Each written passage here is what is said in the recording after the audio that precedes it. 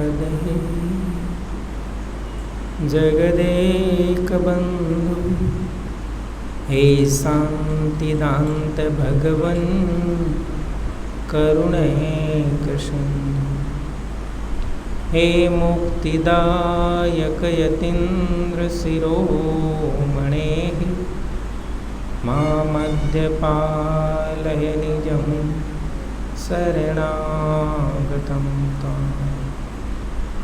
नमो नमो गुरुदेव को, नमो कबीर सकृपाल, नमो संत शरणागति सकल पाप वर्जा। सतगुरु को कीजे बंदगी कोटि कोटि प्रणाम, कीटन जाने भृंग को गुरु कर ले आकुश।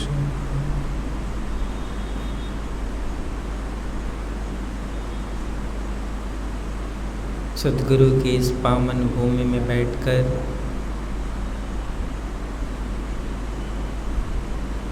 चतुर्मास सत्संग की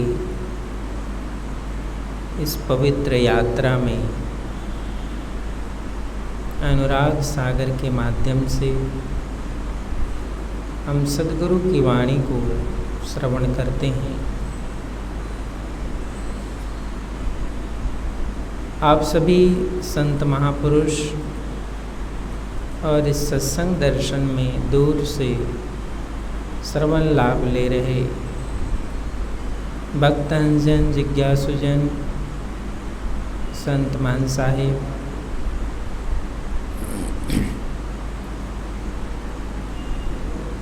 ये जो प्रसंग है सद्गुरु कबीर साहिब एवं धर्मदास साहिब के बीच का, ये प्रसंग इस पूरे सृष्टि विधान को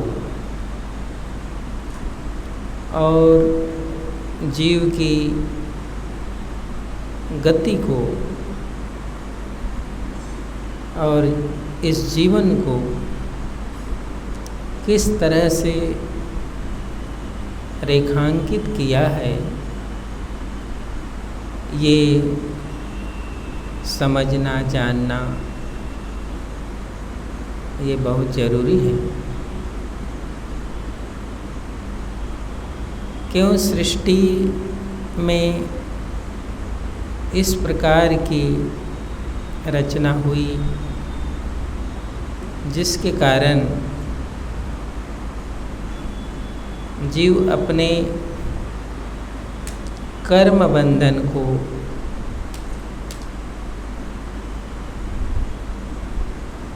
पूरा करने के लिए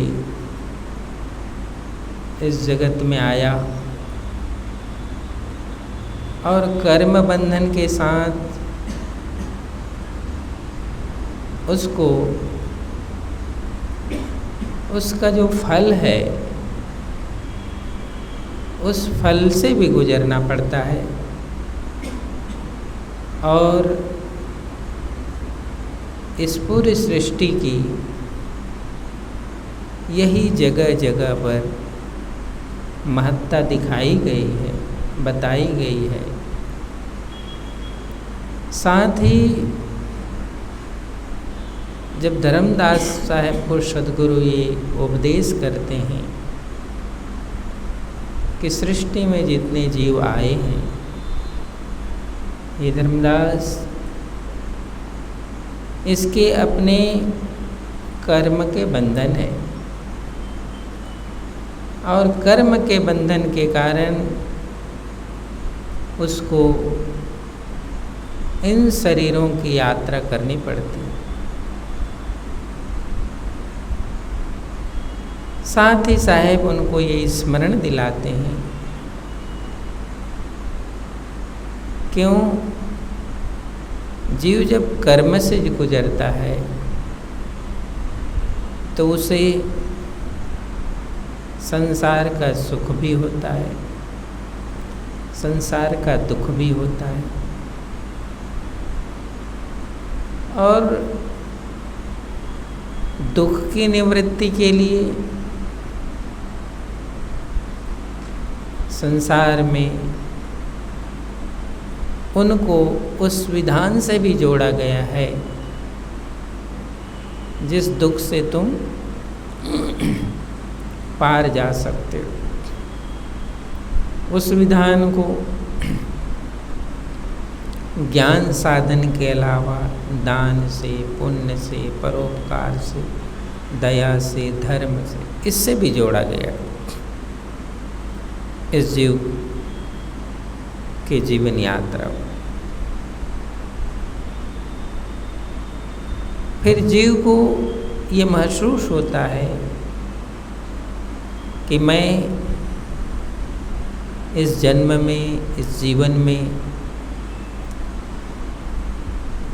जो देखता हूँ, जो अनुभव करता हूँ, जो कर्म करता हूँ, उसका सुख दुख के रूप में फल मिलता है। लेकिन जिसने इस संसार की रचना की, उसने इस सुख दुख के साथ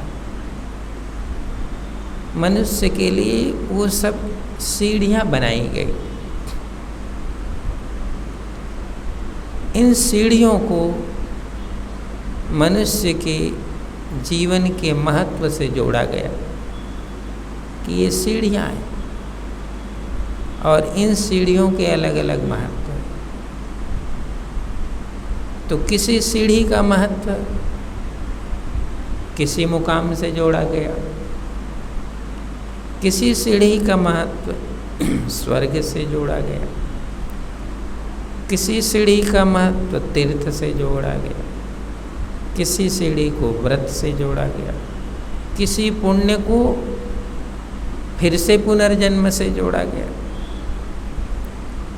तो ये सब विधान इस सृष्टि में इस जीव को सुनने को मिलता है, देखने को मिलता है, और फिर जीव उसमें प्रवृत्त होता है। सुख के लिए भी प्रवृत्त होता है, और फिर जो ये सीढ़ियाँ बनी हैं कि इस सीढ़ी का ये मूल्य है, इस सीढ़ी के इस मुकाम का ये मूल्य, फिर उसमें भी वो प्रवेश करता है। और इसके लिए उतने स्टेज के ज्ञान भी बताए गए, क्योंकि उस सीढ़ियों में जाने के लिए उतनी ताकत चाहिए, उतना ज्ञान चाहिए, फिर उतने साधन चाहिए। उन साधनों को भी बताया गया। ये पूरी सृष्टि की एक प्रक्रिया है, महत्व है, और जीवन का ये भेद है।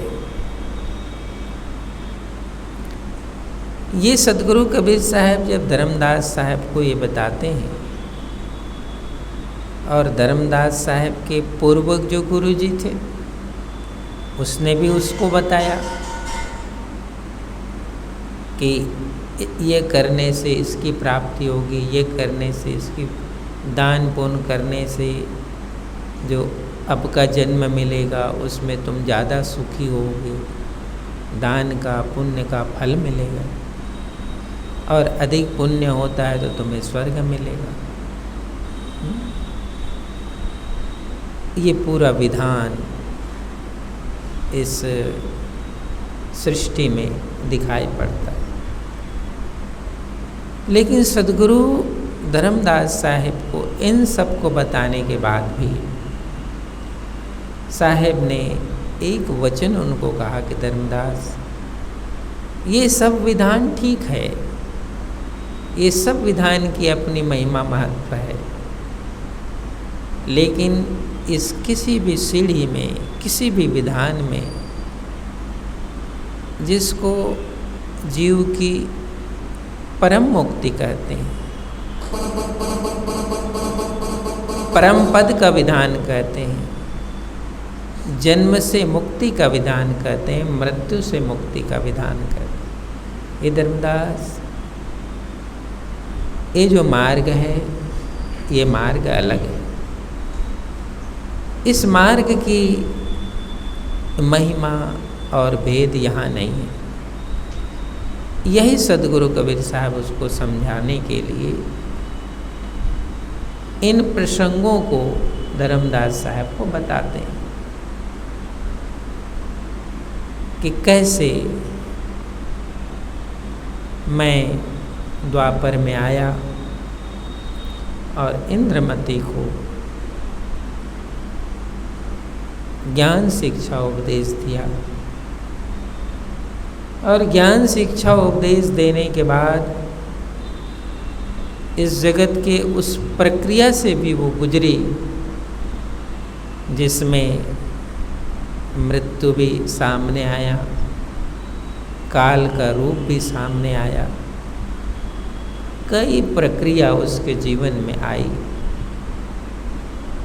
और सद्गुरु ये भेद बता दिए थे, इसलिए वो सब प्रक्रिया को देखती है, अनुभव करती है। काल का क्या स्वरूप है, समय का क्या स्वरूप है, उसकी क्या गतिविधि है, वो सबको देखती है, क्योंकि ये सद्गुरु के वचन में उसको पहले से ज्ञात हुआ था, जानकारी हुई थी। इसलिए धर्मदास साहब ने ये कथा सुनाई,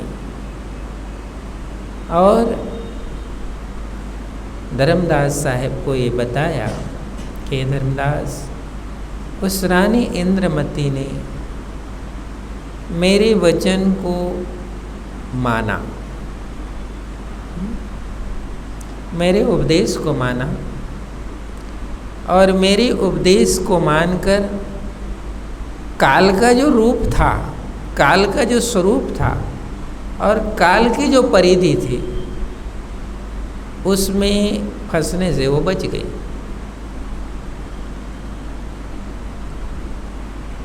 और मेरे वचन पर उसको यदि विश्वास नहीं होता तो काल जिस स्वरूप को लेकर आया था, उस स्वरूप में वो यदि प्रविष्ट हो जाती, फंस जाती, तो फिर मेरे जो वचन है उसकी जो सीमा है, उससे वो कभी भी आगे नहीं बढ़ पाती।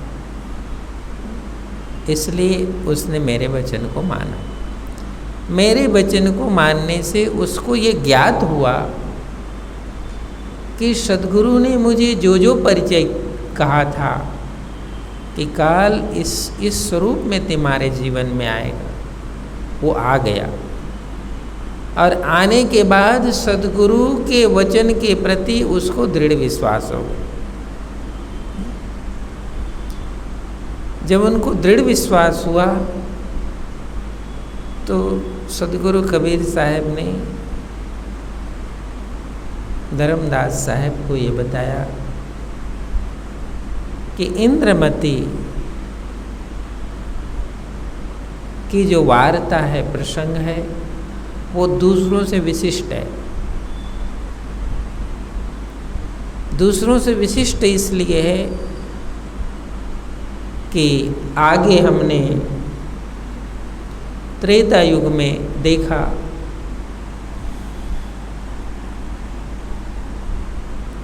कि एक शिष्य को साहब ने उस अमर पद का दर्शन कराया था, लेकिन उसको सुरति विधान से दर्शन कराया। लेकिन रानी इंद्रमती को तो दर्शन कराया गया, वो दर्शन इन सब से विशिष्ट है, क्योंकि उस दर्शन के साथ साहेब का, करुणामय नाम साहेब का जाना होता है। करुणामय नाम साहेब स्वयं चलते हैं और इंद्रमती को उस रास्ते के सभी रहस्य को बताते हैं। ये विशिष्ट है। क्योंकि साहेब ने जब बताया था कि हे हे इंद्रमती, इस काल की रचना में दान है, पुण्य है, तप है, तीर्थ है, सब कुछ है, लेकिन यहाँ मुक्ति नहीं, ये बंधन है।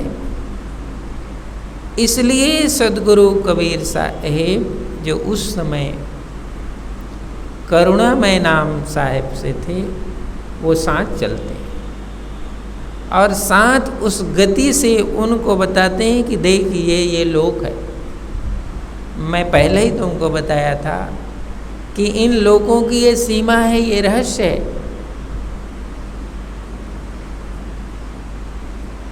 तो ये दूसरों से जो इंद्रमती को मार्ग मिला, उस मार्ग में इंद्रमती को इन सब का भेद बताया गया।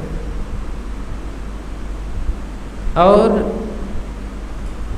जब उस सतपुरुष के मुकाम पर इंद्रमती का पहुंचना हुआ, हंसों के बीच में पहुंचना हुआ, तो एक प्रसंग यहाँ आया है कि साहेब ने इंद्रमती को जब अमरलोक में प्रवेश कराए तो साहेब कहे ये हंसों का संग तुम रहो, क्योंकि ये अमरलोक का के हंस हैं।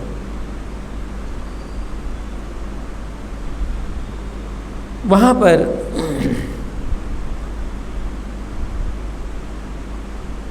करुणामय नाम साहेब ने इंद्रमती से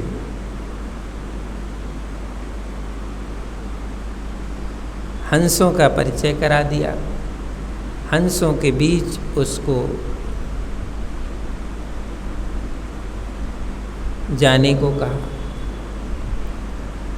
तब हंसों के बीच जो सतपुरुष का स्वरूप है, क्योंकि यही साहेब ने बताया था कि सतपुरुष ही आदि मुकाम की ताकत है। सतपुरुष के मुकाम पर गए हुए हंस ही मुक्त स्वरूप है। सतपुरुष के मुकाम में जो हंस का स्वरूप है, वो सभी मुक्त हुए जीवों का स्वरूप है।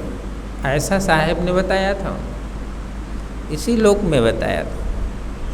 तो जब वहाँ जाकर के उसने हंसों के बीच उस स्वरूप का उसने दर्शन किया, तो उसके मन में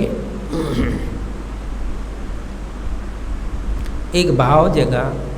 वो भाव क्या था कि साहेब ने मुझे ये बताया था कि चलो अमरलोक, वहाँ हंसों का लोक है और वहाँ जो सतपुरुष है वो उस हंसों के मालिक हैं।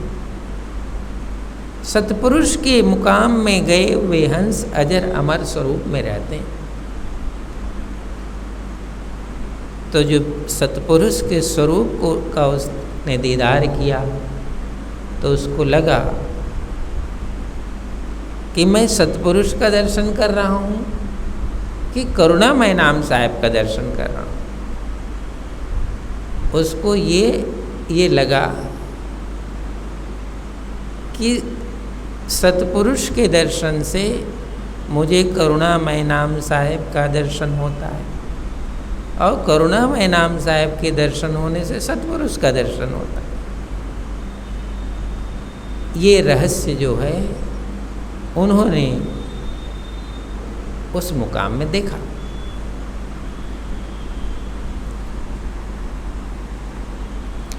तो उन्होंने करुणामय नाम साहेब से विनती की, हे सतपुरुष, हे करुणामय नाम साहेब, मेरे गुरुदेव सतपुरुष, आपकी महिमा और आपकी लीला मैं तो नहीं जानती थी, लेकिन यहाँ मुझे पता चला कि आपकी जो लीला है, आपकी महिमा है, जीवों के उद्धार के लिए, जीवों के कल्याण के लिए आप यहाँ भी है और वहाँ भी है। आप इस रूप में भी है और गुरु रूप में भी है।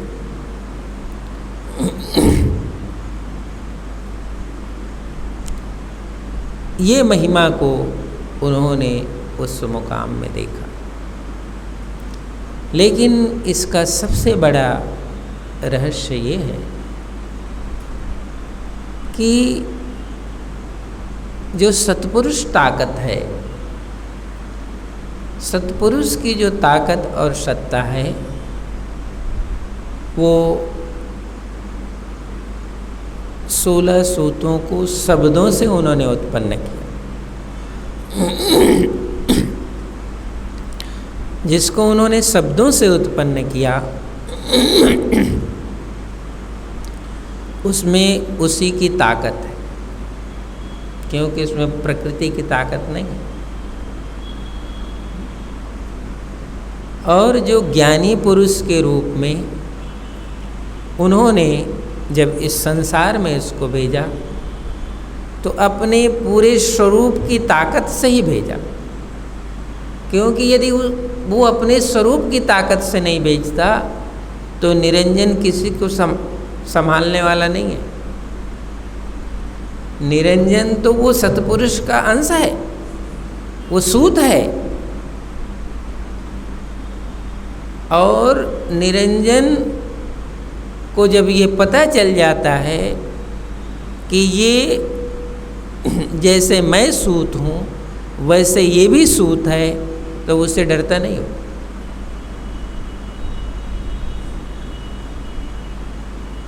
उससे किसी भेद से वो डरने वाला नहीं था। इसलिए सर्वप्रथम जब ज्ञानी पुरुष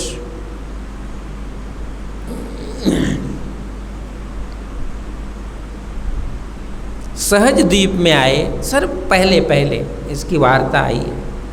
जब ज्ञानी पुरुष सहज द्वीप में आए और इस झांझरी द्वीप में जहाँ निरंजन की रचना है 3 लोक 14 भुवन, उसको जब उसने देखा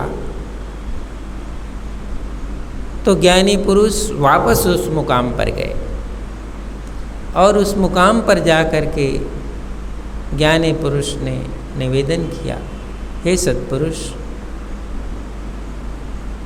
आपका जो उनको वचन है, उनको आशीर्वाद है 3 लोक की रचना करने का,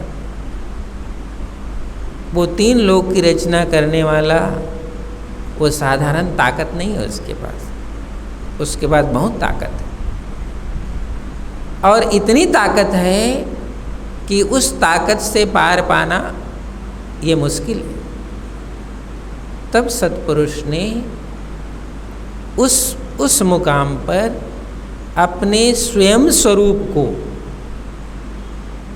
ज्ञानी रूप में प्रकट करके इस जगत में भेजा था।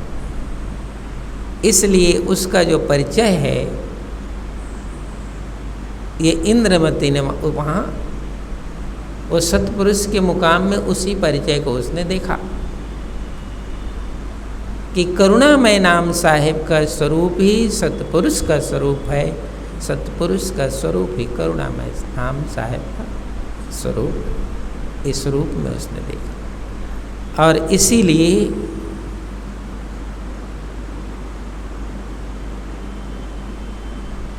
इस लोक में जब ज्ञानी पुरुष आते हैं तो वो निर्भय होकर आते हैं। उसको न तो निरंजन का भय है, न किसी का भय नहीं है, क्योंकि निरंजन की भी जो ताकत है, सत्ता है, वो उसी के वचन से आया है।